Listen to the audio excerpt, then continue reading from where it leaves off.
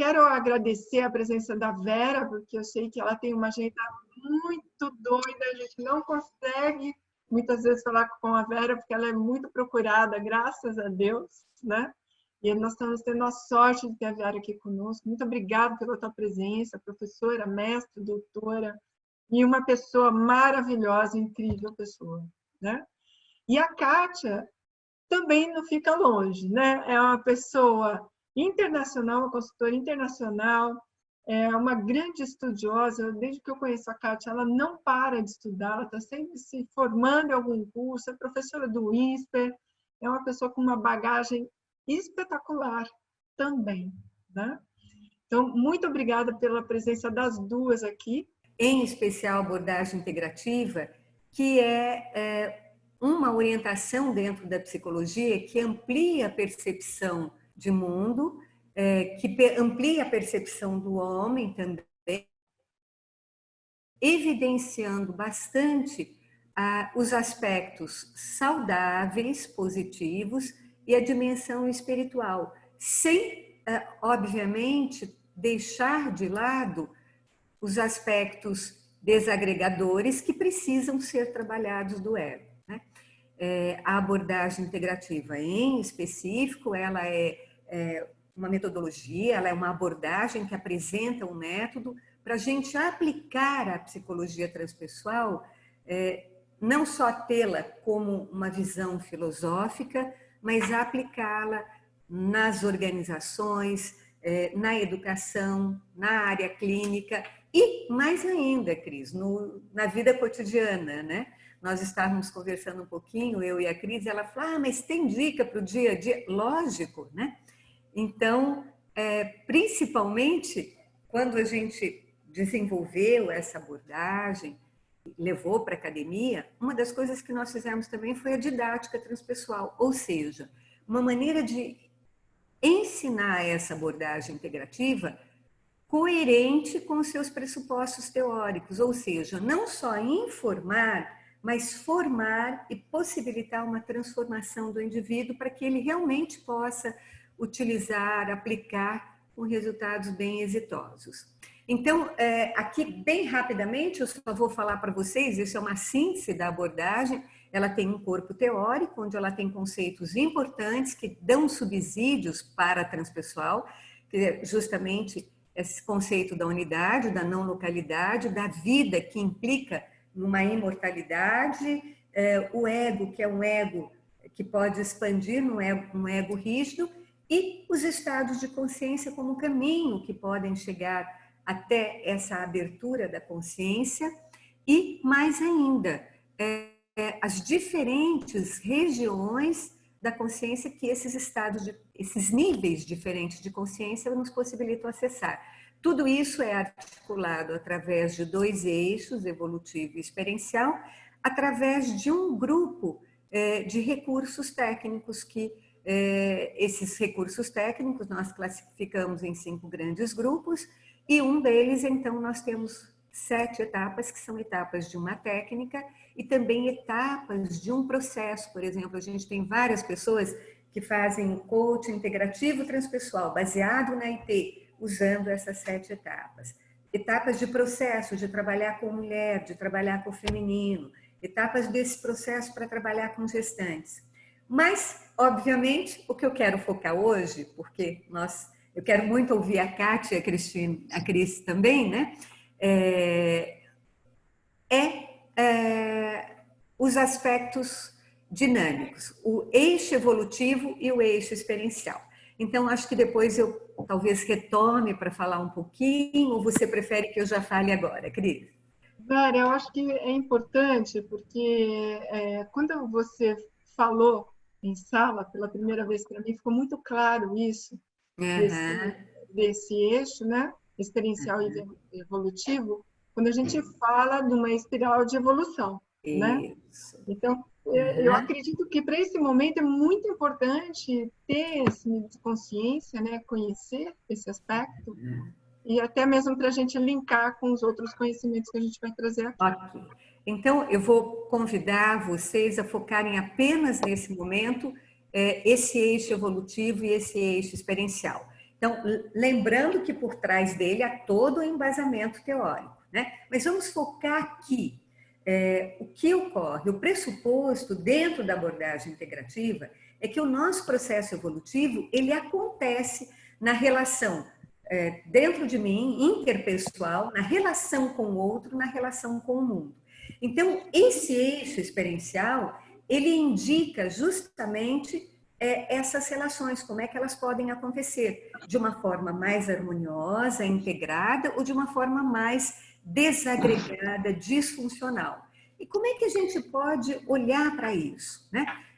Eu até posso dizer, mas muitas vezes essa desagregação fora, ela é um reflexo da desagregação interior. Sim, é isso mesmo. Então, o que é o Reis? O Reis, ele simboliza a razão, que é pensamento e sentimento, a emoção, que é essa energia, a base do nosso afazer, né? Lembre-se que o pensamento e sentimento, eles julgam, eles analisam, eles estabelecem relação de causa e efeito, tempo linear, passado, presente, futuro. A emoção é a base do afazer, é aquela energia que vem e que leva o indivíduo para um lugar ou para outro. A intuição, ela é um lampejo de sabedoria. Ela realmente traz uma clareza ao indivíduo, é de onde provém a nossa criatividade, de onde provém as nossas inspirações, né? E a sensação, que tem a ver com os 5 sentidos, com a corporeidade, com a nossa ação no mundo. Via de regra, vocês estão vendo que esse eixo experiencial, ele traz 4 quadrantes simbólicos. Nós poderíamos dizer que um dos quadrantes, o primeiro quadrante, talvez na parte, vamos colocá-lo simbolicamente aqui, do seu lado esquerdo, na parte inferior, é um quadrante de inconsciência coletiva. As pessoas elas estão incongruentes, elas estão desagregadas, pensam uma coisa, sentem outra, falam outra e fazem uma outra coisa ainda. E com isso gera um lixo mental muito grande e não possibilita que a intuição venha. Só relembrando que o pressuposto básico da abordagem integrativa é de que essa relação do desenvolvimento, da evolução da consciência se faz através da relação consigo mesmo, com o outro e com o mundo. E como que a gente pode sair de um âmbito só teórico, só filosófico, para a nossa prática diária? Então, nós temos aí a razão, que é o pensamento e o sentimento, que julgam, analisam, interpretam, estabelecem uma relação de causa e efeito, tempo linear.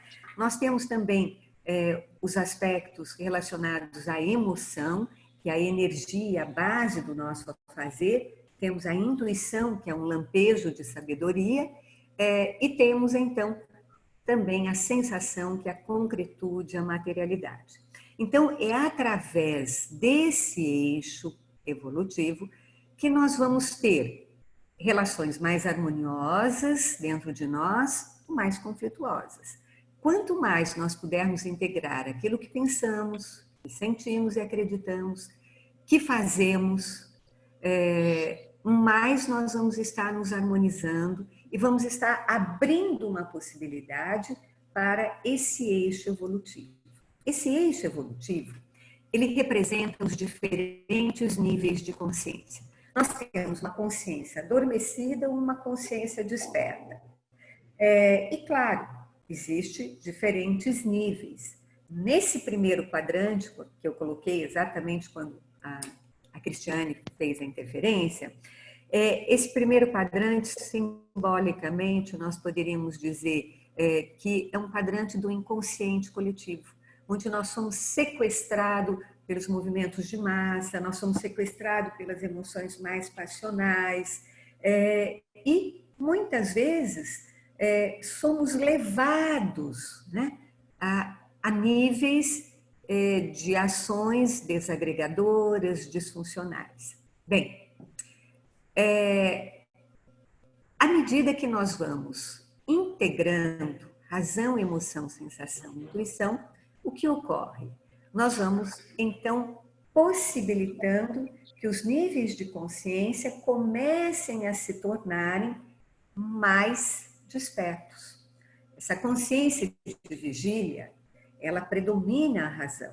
Muitas vezes, ela acaba sendo uma consciência muito automatizada, sem qualidade de presença, reativa, impulsiva.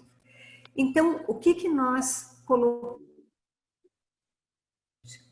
Primeiro, estimular essa integração do ser, ou seja, quando a criança nasce, ela vem ao mundo, primeiro é a sensação, depois naturalmente vem em cima da sensação, a reação é bom ou é ruim, e depois a cognição que vai desenvolvendo. Então, esse é o percurso que vem caminhando a evolução da nossa humanidade.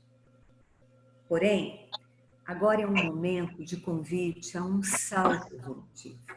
Agora é uma perspectiva de uma abertura mais ampla da consciência. Justamente uma abertura onde o espiritual ele se faz presente. Tanto por meio inicialmente da intuição como função psíquica, quanto da intuição propriamente dita e abertura para o espiritual. Então, o que ocorre? À medida que esses elementos eles vão se integrando, há um ponto que eu chamo de ponto de mutação. Porque começamos então a trazer a consciência desperta para as nossas ações no cotidiano. Dentro da perspectiva da abordagem integrativa, o caminho, existem inúmeros caminhos, mas o caminho que nós propomos dentro de organizações, dentro da clínica, dentro das empresas, na nossa vida cotidiana, é uma integração entre aquilo que é considerado o mundo profano e o mundo sagrado. O que é que nós percebemos? A evolução normal da consciência do ser humano, ele vem se processando assim, né? Que foi identificado pela psicologia, por Piaget, que é uma coisa muito importante, que foi necessário,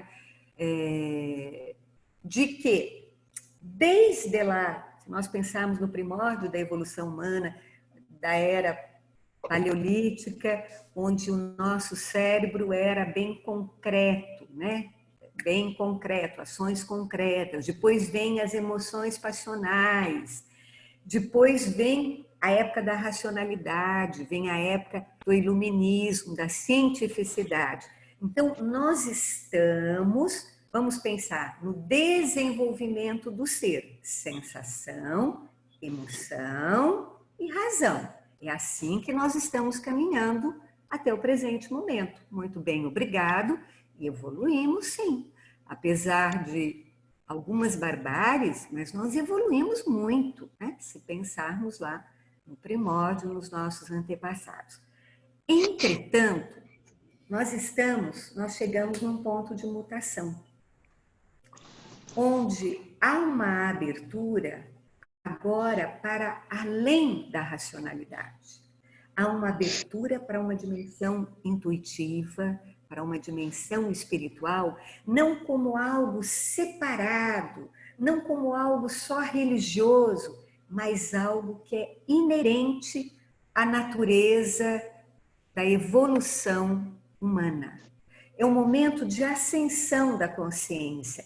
Então, essa consciência que ao longo do desenvolvimento do ser, ela foi uma consciência mais adormecida, uma consciência que foi reativa aos impactos que ela sofria e que através das necessidades básicas dela, ela foi então desenvolvendo as motivações e foi desenvolvendo esse ser.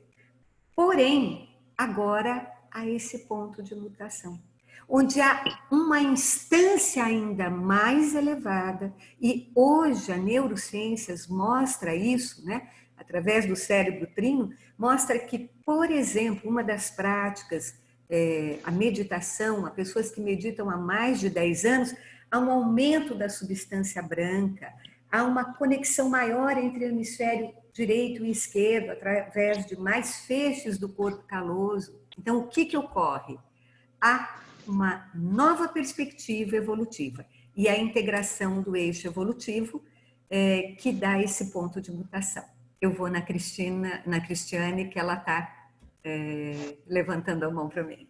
Vamos lá, Cristiane. Já estamos com 25 minutos, né, do nosso início. Eu gostaria de convidar a Kátia também para trazer um pouco sobre o conhecimento dela, do Robert Keegan. Depois eu quero propor um bate-papo entre nós três a respeito de tudo bem? Tudo. Desculpa te interromper. Vamos lá, Kátia. Não, primeiro, nossa, muito obrigada, Vera. Eu estava aqui fascinada, tomando nota aqui das explicações e também tentando fazer algum tipo de conexão, né, com a maneira que eu vou apresentar aqui para vocês, né, um pouco do conhecimento que vem do Robert Keegan, né, que é esse pesquisador e professor de Harvard e que também é consultor, também trabalha em empresas, né. Então, primeiro, de novo, obrigada aqui pelo convite, por estar aqui com vocês, aprendendo junto com vocês. Então, eu estava te ouvindo principalmente na questão da evolução, né? Porque eu acho que é o tema que todos nós agora estamos muito, né? Estamos muito conectados com isso, até pelo momento que a gente está vivendo, né? Então, eu acho que é um assunto que já vem há muito tempo, todos nós acho que estamos aí numa busca de evolução, mas agora, com essa circunstância que nós estamos vivendo, realmente o assunto vem à tona, né? Uma preocupação maior de, puxa, mas nós estamos evoluindo e como que nós podemos evoluir mais? E então eu queria trazer um pouco do trabalho do Robert Keegan, quando ele fala de evolução, né? Ele deu um enfoque muito na questão da evolução, da complexidade mental do ser humano. Né? Então, ele fez estudos e pesquisas durante muitos anos. Eu sei que ele se baseou muito no trabalho do Piaget, que já tinha estudado muito, né, a questão de como as crianças, né, interpretam a realidade, né? Então essa complexidade, né, como é que nasce, né, essa complexidade mental. Então o Keegan deu seguimento ao trabalho do Piaget e ele começou a fazer pesquisas que o levaram a quebrar alguns paradigmas a respeito do nosso desenvolvimento, do desenvolvimento da nossa evolução com relação à nossa complexidade mental. Primeiro, assim, quando a gente fala em complexidade mental, a gente está se referindo principalmente a como nós damos sentido para a realidade. Né? Então, cada um de nós, a gente vai desenvolvendo filtros ao longo da vida e nós interpretamos o que acontece no mundo externo. Então é um pouco desse estudo, desses padrões, né, de como nós damos sentido ao mundo externo que o Keegan chamou de complexidade mental. Então o que ele observou? Até algumas décadas atrás, eu acredito que mais ou menos uns 40 anos atrás, existia uma ideia, né, e era científica, né? Quer dizer, as pessoas realmente que estudavam a questão da mente humana diziam que nós, seres humanos, nos desenvolvíamos somente apenas o início da idade adulta. Então, nós começamos como criança, então a criança com as suas limitações, ao longo dos anos a criança ia aumentando a sua capacidade de entender e interpretar a realidade, depois nós nos tornamos adolescentes e aí adultos, que é quando o nosso físico, né, completa o seu desenvolvimento. Então se acreditava que também, do ponto de vista da nossa complexidade mental, a nossa evolução parava aí. E justamente o Robert Keegan, né, tem outros estudiosos também, mas ele foi muito importante em trazer os estudos e dizer, olha, eu acho que dá para a gente provar aqui que não é isso que acontece. Nós, seres humanos, temos sim a capacidade, pelo menos a potencialidade, de nos desenvolvermos até o final da nossa vida. De formas diferentes, com ritmos diferentes, talvez algumas pessoas irão se desenvolver mais do que outras, mas existe dentro de nós essa possibilidade de nós estarmos, então, desenvolvendo essa nossa forma de dar sentido para aquilo que acontece no mundo, na realidade externa. Então, eu acho que um dos pontos bem interessantes, e que o Keegan já vem falando há muito tempo, ele estabeleceu alguns estágios de evolução, então eu posso falar para vocês rapidamente dos principais estágios, e também ele diz que os desafios que nós como humanidade estamos enfrentando, que são cada vez maiores, está fazendo, realmente trazendo para nós até a necessidade de nós nos desenvolvermos mais internamente. Então, ganhar maior complexidade interna para que a gente consiga lidar com o que está aí fora. Então, eu acho que para ficar um pouco mais concreto, né, eu vou falar bem rapidamente, né, dos 3 principais estágios de desenvolvimento que ele identificou. Então, ele diz que o primeiro estágio, depois que nós temos aquela fase de criança, adolescente, nós nos tornamos adultos, né? Então, nós temos é como se fosse realmente o nosso filtro com a realidade, ele chamou de mente socializada. Por quê? Porque né, a nossa organização mental, ela é da seguinte forma para a mente socializada. É como se nós fôssemos moldados pelas definições e pelas expectativas do nosso ambiente. Então, na realidade, a nossa referência para tomar decisões, até mesmo para formar opiniões, para as nossas ideias, elas vêm do ambiente externo. Elas vêm de outras pessoas, das pessoas que fazem parte da nossa, né, do nosso ambiente, elas vêm de pessoas especialistas. Então, é como se, quando eu estou num estágio de evolução de mente socializada, é como se eu não tivesse uma opinião própria. É como se eu não tivesse ainda definido critérios para tomar decisões, para realmente tomar as rédeas da minha vida, né? Definir o que eu quero, o que eu não quero, o que é bom para mim, o que não é, o que está certo, o que está errado. Então, a mente socializada, então, ela se expressa primordialmente nas relações com as pessoas, né? Então, ela segue o que as outras pessoas pensam, principalmente, o que deixa muito confuso às vezes, né? Quando nós estamos nesse estágio de desenvolvimento, a gente não sabe quem seguir. Né? Existem várias opiniões e a gente fica realmente perdido no meio disso tudo. E tem uma outra característica da mente socializada, que é a de você sentir a necessidade de aprovação das outras pessoas. Então, nós nos movemos no mundo muito em função de ter a aprovação das outras pessoas.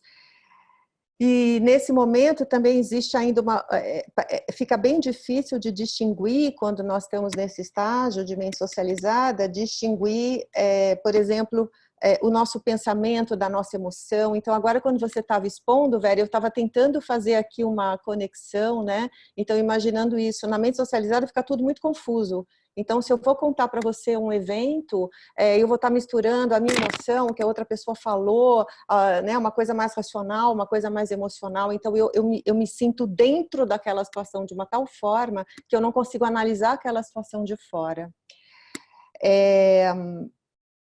Então, nesse estágio, a gente segue muito facilmente, né? Um pouco aquele efeito manada, a gente vai seguindo o que os outros querem, o que os outros falam, aqueles grupos, né, que têm determinadas ideias, então eu sou um bom seguidor.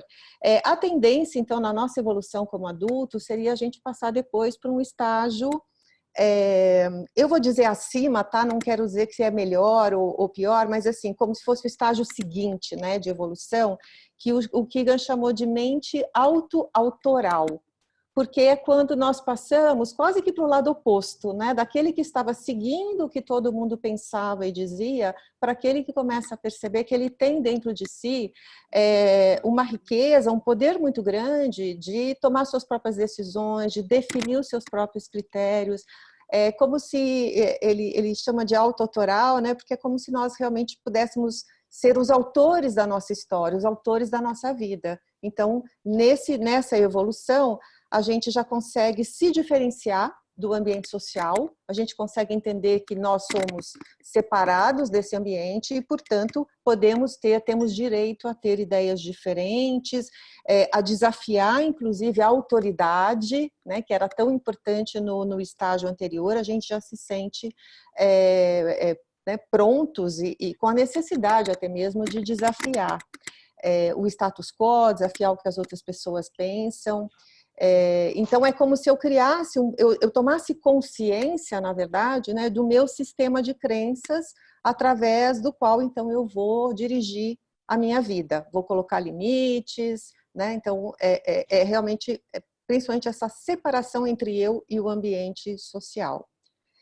E A evolução, segundo Kagan, seria o seguinte estágio de desenvolvimento, então, da nossa consciência e, portanto, da nossa complexidade mental, é o que ele chama de mente autotransformadora. A mente autotransformadora, eu acho que ela está muito aí nessa linha, Vera, que você trouxe também, dos níveis mais elevados aí, porque você adquire uma integralidade. Né, você consegue olhar para o mundo e entender a sua parte, o ambiente, o sistema na realidade. Né? Na realidade, você começa a olhar para a realidade como um sistema, não como partes separadas, os outros, não. É um sistema dinâmico que está constantemente interagindo, no qual existem uma série de contradições. Então, para essa mente autotransformadora, quando a gente atinge esse estágio, a gente consegue lidar muito bem, a gente consegue sustentar paradoxos, a gente não fica tanto aquela história do ou isto ou aquilo, né? Agora, nesse momento, a gente está vivendo muito isso, né? Ou eu faço isolamento social, ou eu destruo a economia, ou eu penso nisso, ou eu penso... Então, assim, a mente autotransformadora, ela vai conseguindo integrar esses paradoxos, essas contradições e encontrando soluções que possam integrar exatamente os dois lados, né? As duas necessidades. Então, também essa mente autotransformadora, ela consegue realmente se distanciar não só do que está fora, do ambiente social, mas a pessoa consegue se distanciar dela mesma, quer dizer, olhar inclusive para como ela está agindo dentro do sistema, quais são os seus filtros. Ela vai tomando consciência de quais são os seus filtros da realidade e com isso ela consegue então realmente ser muito mais, né, integral. Deixa eu ver se tem mais alguma coisa que eu posso. Eu acho que, bom, basicamente, acho que essas são os principais pontos que o Kagan coloca a respeito desses estágios de desenvolvimento. Então, ele faz questão de dizer que nenhum é melhor do que o outro, mas que, assim, que tem uma evolução na qual, quando eu passo de um para outro, não é um processo fácil, não é um processo rápido, mas quando eu passo para um estágio seguinte, eu tendo a ficar um bom tempo nele. Né? Então, eu vou realmente me familiarizando com aquilo e tendo a ficar naquele estágio por um bom tempo. O que mais que eu queria? Tinha mais alguma coisa que eu queria falar para vocês. Sim, então, eu acho que o resumo aqui, que eu tenho me interessado muito por esse tema, é por conta de como que a gente faz, então, como que a nossa complexidade interna conversa com a complexidade externa. Que eu acho que é uma coisa, é o que a gente está vivendo nesse momento mais do que nunca, né? Então, essa enorme complexidade que está aí fora e o quanto nós, né, estamos num estágio de evolução no qual nós conseguimos dar conta dessa complexidade ou não. Né? Então, quanto mais no início aí dessa evolução eu tiver, provavelmente mais dificuldade eu vou ter de lidar com isso que está acontecendo agora. Então, o Barrett, ele é um estudioso, ele foi executivo, né, da IBM durante muitos anos, e de RH, e quando ele saiu, ele trabalhou muito com cultura organizacional, e ele trouxe essa ferramenta, mas ele foi banhado por muitas metodologias, né? Então, aqui ele estudou os chakras, né, da gente, ele olhou também para Ken Wilber, ele olhou para transpessoal, pelo Maslow, tanto que a base da metodologia iniciada por Maslow, que se vocês forem observar a pirâmide de Maslow, está aqui nos 3 primeiros níveis, né, de consciência que ele chama, que é de sobrevivência, relacionamento, autoestima, um pouco mudado, mas pouca coisa. E depois ele começa a falar de outros níveis que ele traz, de transformação, ou se nós pudermos chamar de individuação, né? Coesão interna, fazer a diferença e serviço.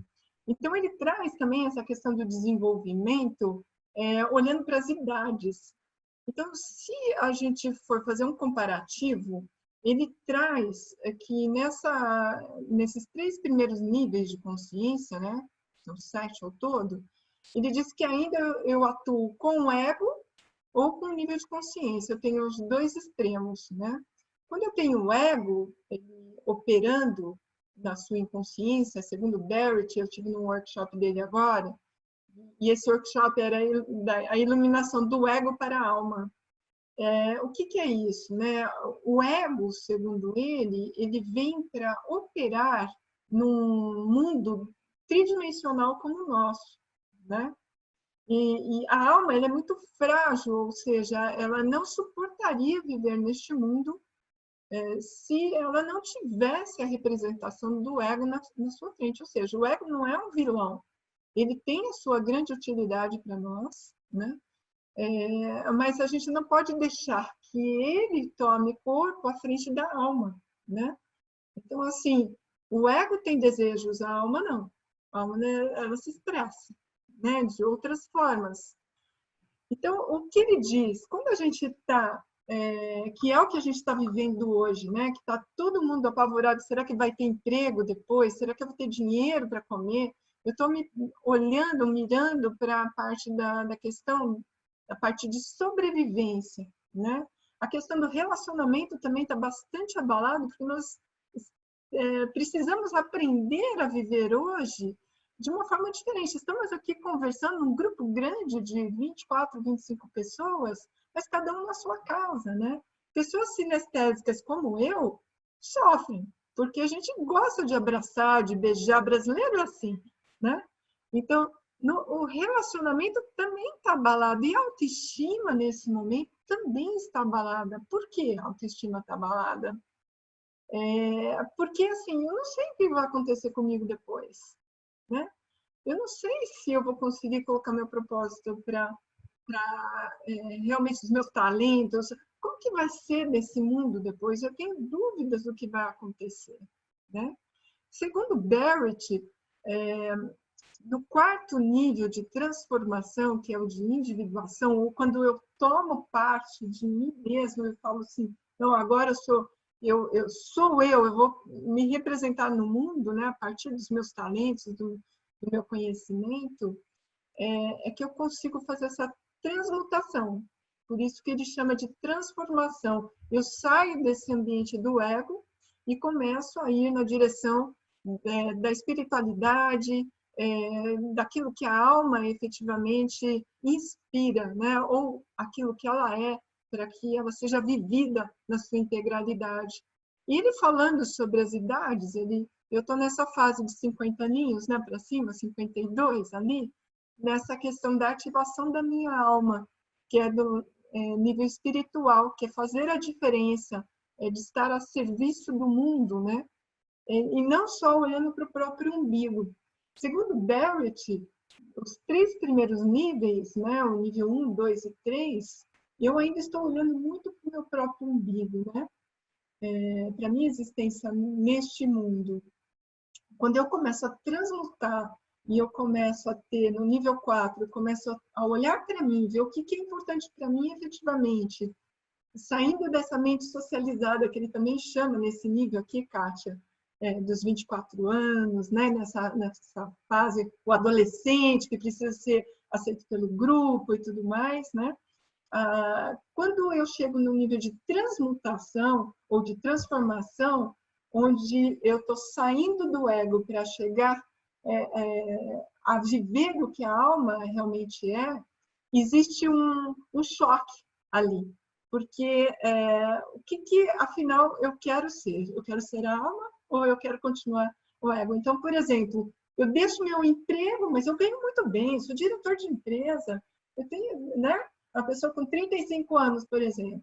Eu estou subindo na carreira como um meteoro, mas eu deixo meu emprego, mas não é o que eu gosto. Eu não tenho vida, eu trabalho 15 horas por dia, como que eu faço? Mas eu ganho bem, né?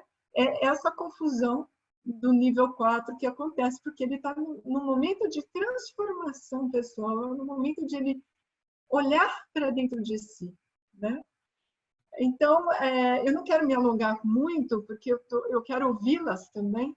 Eu quero convidá-las aqui para um bate-papo agora. Resumidamente, é isso. É lógico que tem muito mais para se falar da metodologia do Barrett, né? E, particularmente, eu sou apaixonada pelo Barrett.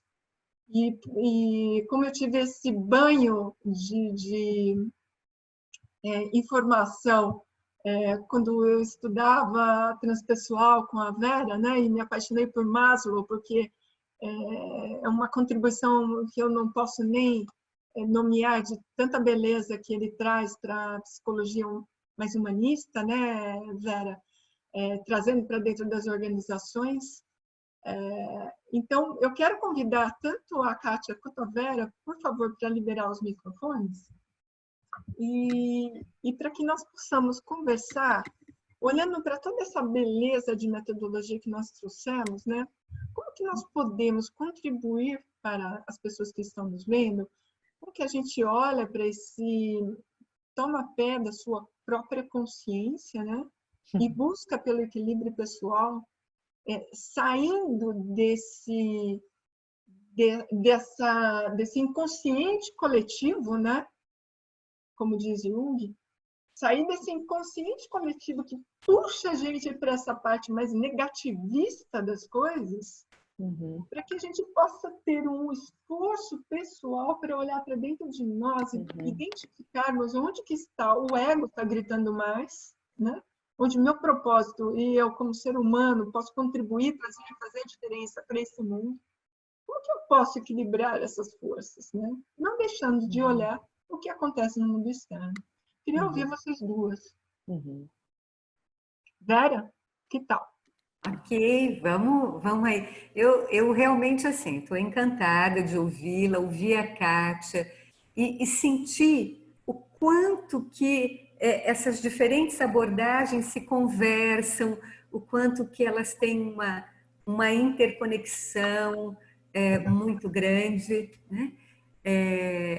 E que maravilha que a gente possa ter de diferentes formas sendo abordado algo que está focando justamente essa compreensão desses estados mais elevados de consciência. Então, assim, sem entrar em minúcias das interfaces, porque eu vi tão integrados os três, né? Então, vamos para essa linguagem bem simples, né? A gente tenta trazer uma linguagem bastante simples dentro da IT, para que possa ser utilizada em todos os níveis. E uma das coisas que você trouxe do Bert, que ele coloca o ego não é um vilão, e acho que dentro da integrativa a gente tem muito isso, esse acolhimento incondicional, de que tudo que nos acontece, tudo que existe até hoje, foi importante e necessário para a nossa evolução. Por isso que eu coloco, são estados mais elevados integrados à consciência de vigília. E aí um outro ponto, então esse ego tem que estar presente. Ele não pode ser o diretor, né? Ele não pode ser o que comanda. Mas e o que mais? Uma outra coisa que a gente percebe, né, nessas contraposições, nessas brigas de opostos, e que eu acho que é muito o que a Kátia falou, é um momento onde a gente consegue conciliar os paradoxos. Então, para mim, a razão é importantíssima. Eu acho maravilhoso. Se não fosse essa evolução tecnológica, a gente não poderia estar aqui nesse momento acessando esse encontro tão maravilhoso, esse diálogo. Então, seja o conhecimento técnico, científico, essa evolução, né? Toda essas possibilidades, a vida do ser humano hoje, ela ganhou longevidade. Então, muito antes, para mim, muito mais, talvez, né, do que a gente dizer não, nós temos que negar tudo isso, voltar a um momento lá primitivo dos... Eu acho lindo, mas aquele momento passou, agora é um outro momento. E, para mim, o que fica muito forte quando a gente trabalha com a IT é que nós estamos saindo do ser, né? Esse ser que foi esse desenvolvimento maravilhoso que o Piaget contribuiu, trouxe, das necessidades básicas que o Maslow, acho que é importante a gente honrá-lo no sentido de que, infelizmente, a maioria dos textos dele só fala da hierarquia das necessidades, quando ele fala não só de necessidades básicas, mas de carência, mas as necessidades também de realização e meta-realização. Então, ele já traz isso, e mais ainda, existe um dos livros que tem uma das entrevistas que ele publica, onde ele diz que não é uma hierarquia. A gente passa por isso de diferentes formas. Então, hoje, todos nós, provavelmente, nos remetemos a pensar em todas essas necessidades. Ai, que saudade do meu neto, que abraçar. Poxa, como é que vai ficar a questão financeira? todo mundo o tempo inteiro está, mas com olhares diferentes. E para mim, esse olhar diferente, o que fica muito presente é nós lembrarmos, nós estamos no ser. Desenvolveu sensação, emoção e razão. Agora, é a partir da razão, a partir desse conhecimento, dessa tecnologia, que nós vamos desenvolver o rei no sentido de realeza, né? No sentido de aquilo que a nossa espécie é capaz de alcançar, esses potenciais inimagináveis. Então, através do conhecimento, hoje, que todos podem ter acesso, sabemos aquilo que é bom, aquilo que é belo, aquilo que é verdadeiro. Hoje, mais do que nunca, todas as tradições estão aí, né? As palavras do Dalai Lama, toda a vivência que ele nos traz. Então, nós temos esse conhecimento, né? Essa racionalidade ampla e ilimitada. E ela pode nos conduzir para as emoções, para a motivação mais elevada.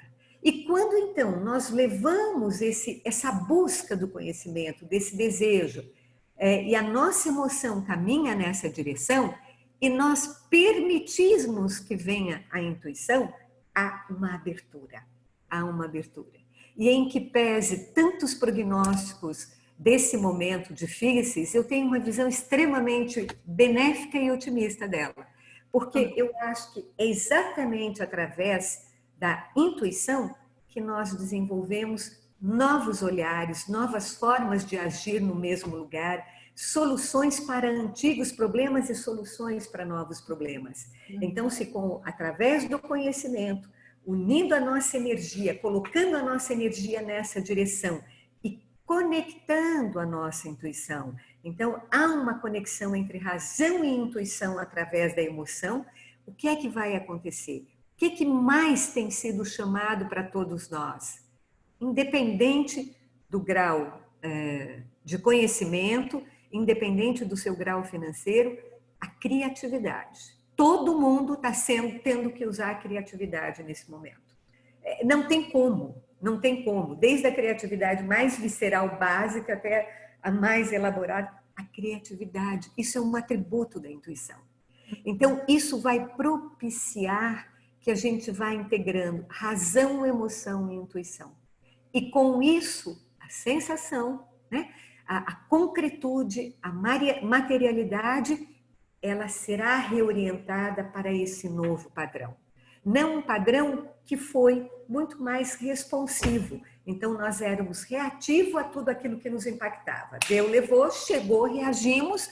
E aí, a razão, muitas vezes, o que ela fazia? Ela criava artifícios, ela criava argumentos para justificar aquelas ações, né? É o que o Freud dizia, a guerra é quando o id e o superego se unem e justificam plenamente matar um monte de gente numa guerra, em prol de uma ideia ou em prol de conquistar mais um pedaço de terra, né?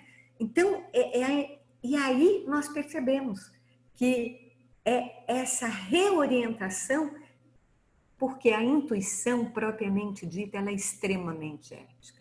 É dela que advém valores mais elevados. E é isto que promoverá essa ascensão da consciência.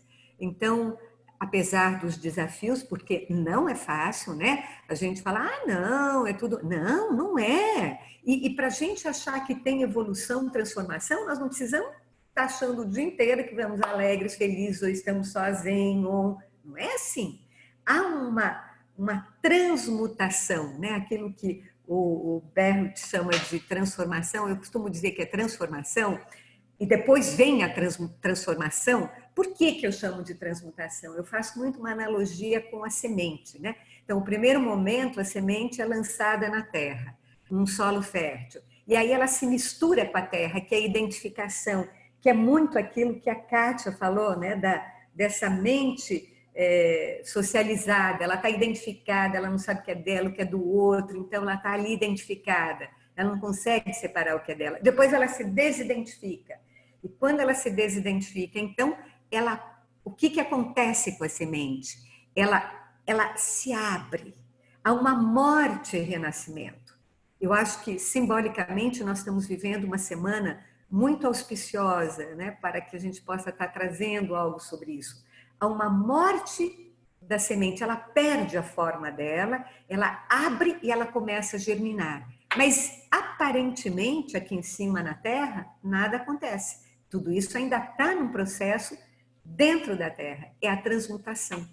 Mas aquela informação, aquilo para a qual ela veio, a essência, o que ela veio fazer aqui, começa a germinar.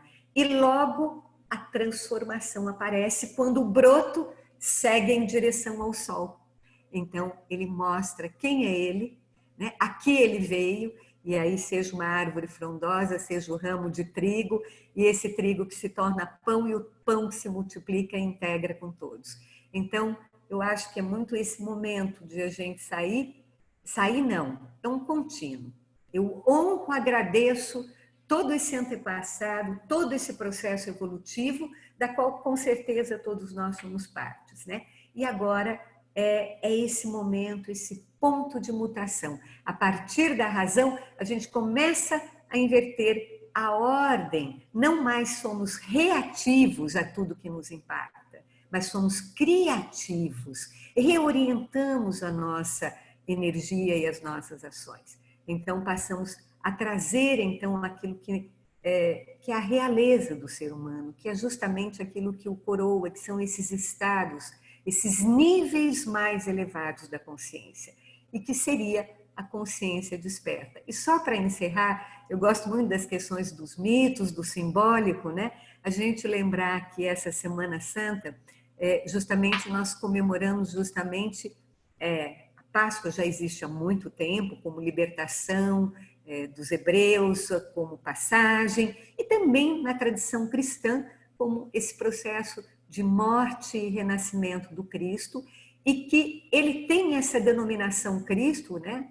Porque nos últimos 3 anos da vida do personagem Jesus, então ele recebe essa energia, essa força do Cristo cósmico, do Cristo solar, aquele sol que nunca se apaga, aquilo que ilumina, né? Então, isto é o que possibilitou esse renascimento e que talvez nos convide a um segundo nascimento, ainda em vida. Nós não precisamos morrer para entrarmos na ressurreição, para renascermos, né? Mas nós podemos sim renascer a partir de uma outra consciência, que é tudo aquilo que fomos, esse ser, e a partir desse conhecimento nós irmos reorientar a nossa energia e possibilitar, então, essa conexão com a intuição, com a espiritualidade. Então, é isso, acho que eu gostaria de agradecer, porque está sendo uma delícia, assim, ouvi-las. E ouvir, claro, a Kátia, ouvir você. Kátia, eu quero te ouvir, depois eu tenho um adendo a fazer com a sua fala, que eu acho que é muito legal. Estou até me segurando aqui, porque eu quero te Não, realmente a gente está querendo até, né, entrar, porque tem tanta coisa realmente interessante e comum, né?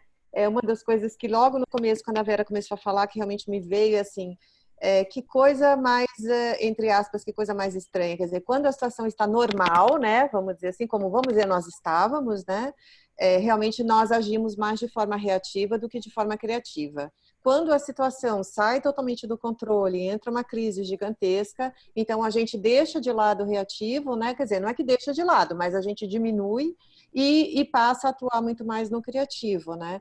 Então isso me fez pensar que o Keegan, ele tem um trabalho muito bacana, que a Cris também gosta muito, que ele chama de imunidade à mudança, que eu acho que entra aqui nesse momento de uma forma bem interessante, bem importante, que assim, exato, a Cris está até mostrando o livro, né? Porque ele traz realmente o que ele mapeou a respeito do nosso sistema operacional interno, né? Como é que a gente funciona aqui?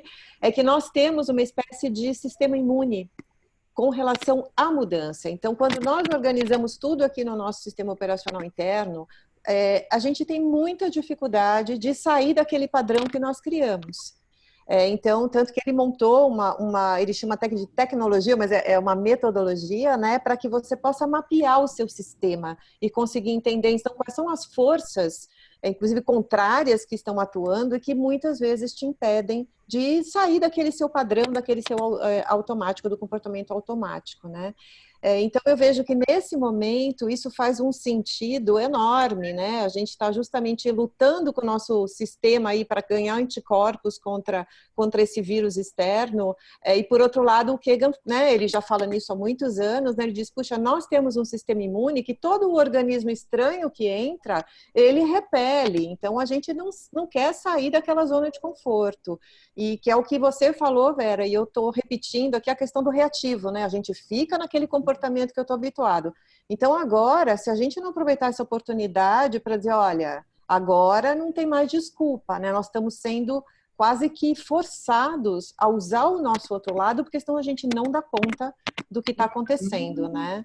E acho que ao fazer isso, né, eu acho que a gente vai conseguir, eu acho que muitos de nós vamos conseguir nos elevar, quer dizer, evoluir na questão do grau de complexidade interna, porque quando a gente olha para o que está acontecendo, não é só o governo, não são só as autoridades que estão fazendo as coisas acontecerem, tentando ir resolvendo os problemas. A população, está todo mundo se movimentando, seja na comunidade, sabe, junta um com o outro, e quem trabalha em tecnologia, tem startup, tem universidade, quer dizer, tanto setor, todo meio que todo mundo está se mexendo para ser criativo, para dar o seu melhor, para lidar com essa complexidade. Então, às vezes, você vê uma pessoa simples do interior do Maranhão que está com uma ideia criativa e começou a fazer máscara para ajudar e não sei mais o que. Então você fala, caramba, em vez da pessoa estar lá reclamando da vida, ela está, né, fazendo um trabalho que vai servir para um número enorme de pessoas e tal.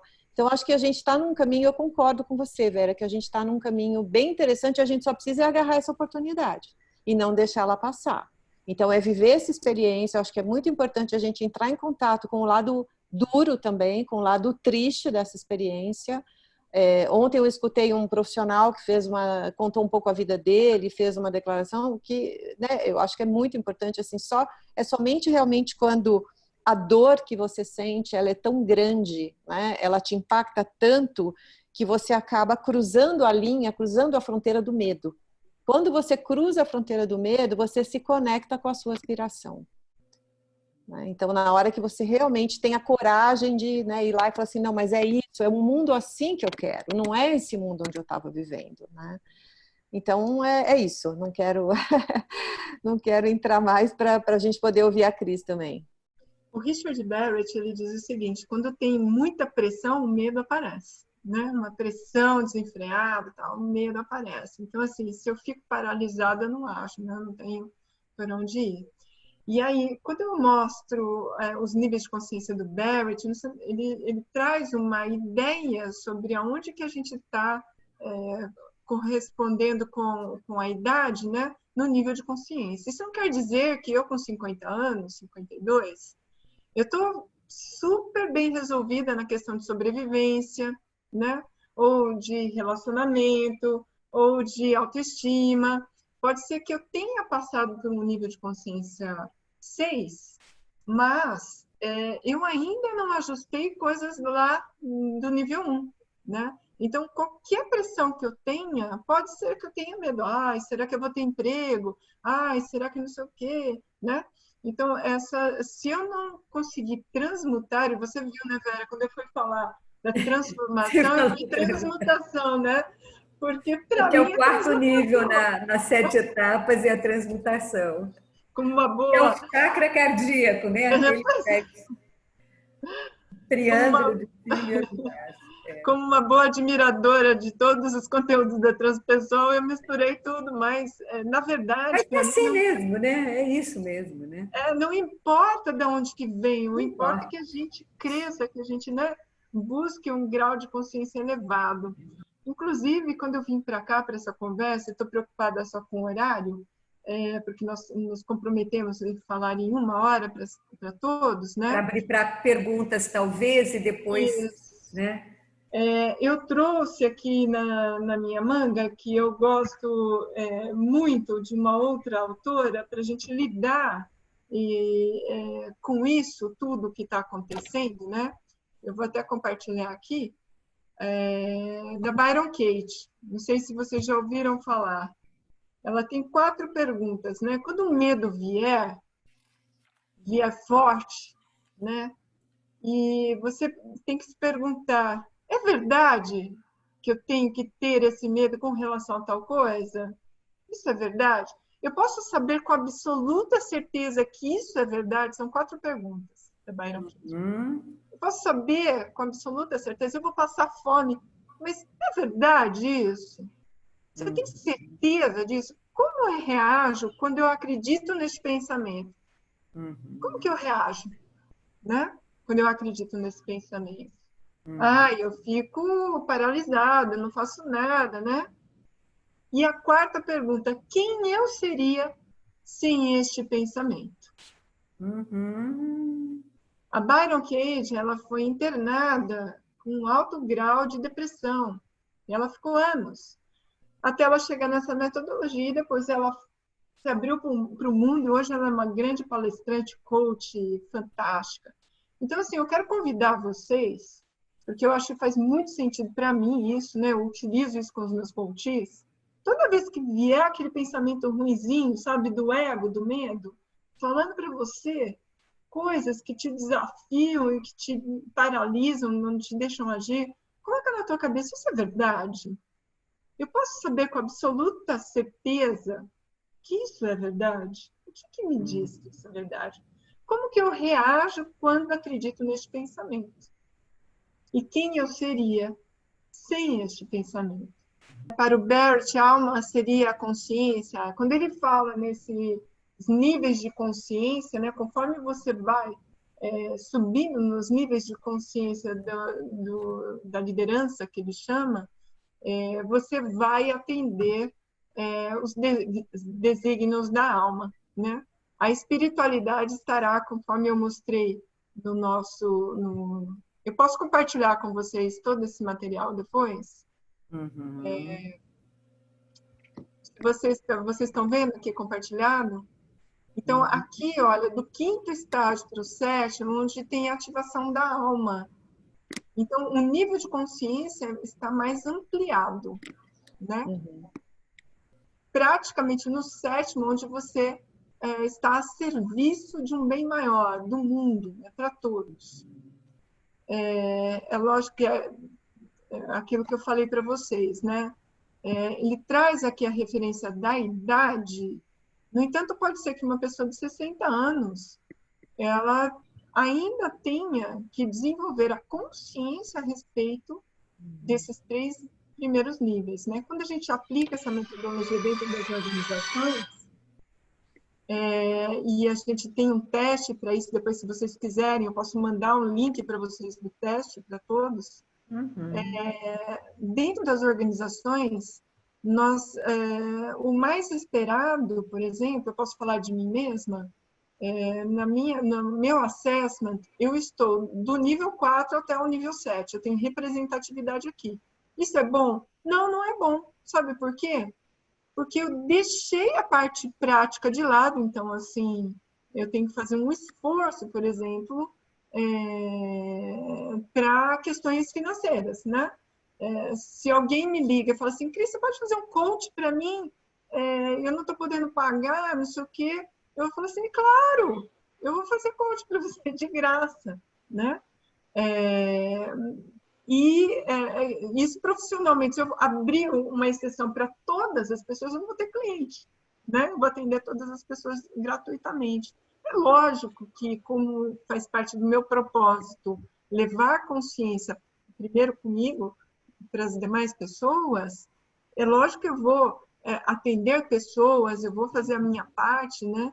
Mas eu não posso só olhar para essa questão dos níveis de consciência mais elevados. Eu também tenho que pagar conta, sobrevivência. Por isso que dentro de uma organização é importante que tenhamos funcionários com representação em todos os níveis. E que, por exemplo, se eu estiver numa empresa onde eu tenho uma pessoa com nível de consciência focado na supervivência, mas não focada no medo, no ego, né? Se a gente fosse falar desses 3 primeiros níveis, assim, focados no ego, na questão de sobrevivência, eu vou ter receio que alguém pegue meu emprego. Então, eu não passo nenhuma informação, eu seguro tudo, né? E aí, eu estou focado no ego, no medo, né? Na questão de relacionamento, também eu vou estar inconsciente, eu vou dizer. Mas se eu estiver do lado consciente, do nível 1 de sobrevivência, eu vou fazer um serviço bem feito, eu vou olhar para a saúde financeira da organização, a minha saúde financeira também, né? Por exemplo, se eu no nível 2 eu estiver baseada no medo dentro de uma organização, relacionamento, eu só vou promover quem da minha equipe for meu amigo. Se não for amigo, eu não vou promover essa pessoa, né? Porque vai que essa pessoa faça alguma falcatrua ou me engane, não é meu amigo. Então, né? Isso acontece muito dentro das estatais, né? Dentro das grandes empresas, assim, onde temos gerentes que promovem apenas pessoas que são conhecidos, amigos, né? Porque ele precisa se sentir seguro.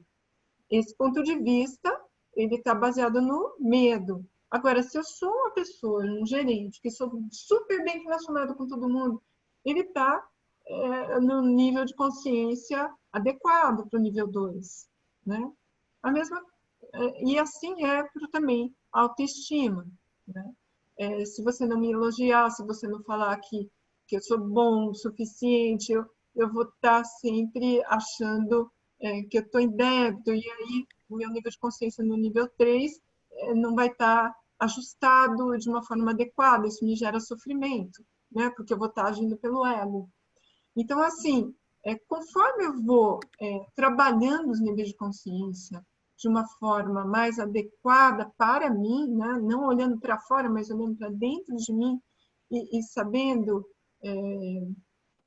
tirar todos os receios, o medo, a angústia, né? Eu vou estar subindo na escala de níveis de consciência. Volto a dizer, eu posso estar no nível 7 de consciência, mas ainda não trabalhei direito, por exemplo, no nível de sobrevivência. E aí, quando acontece o que está acontecendo no mundo, o meu medo é tão grande que eu posso ter recaídas no nível 1, né? Então, eu não sei se tem alguma questão a respeito disso, se ficou bem claro. Muito bom. Muito bom. Tudo bem? Então, pessoal, eu quero agradecer imensamente aqui para a Vera e para a Kátia, vocês sempre, pessoas incríveis, que eu tenho uma admiração. Kátia, faz tempo, desde o primeiro dia que eu te vi, né?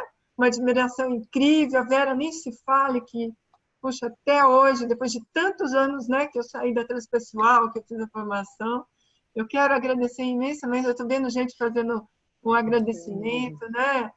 Muita gratidão, Renata, muita gratidão, querida. Um beijo para todos vocês e eu vou editar esse vídeo e vou colocar a Luciana de Amsterdã também, muita gratidão, minha querida. E o pessoal de Portugal, Beto, que apareceu aí também.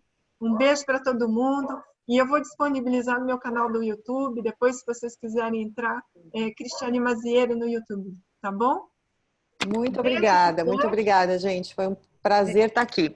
Vamos fazer mais. Obrigada, querida. Obrigada. Imensa nesse momento poder ouvir a Kátia, ouvi-la, estar aqui com esse grupo tão querido. Gratidão, presente, gratidão. Obrigada mesmo.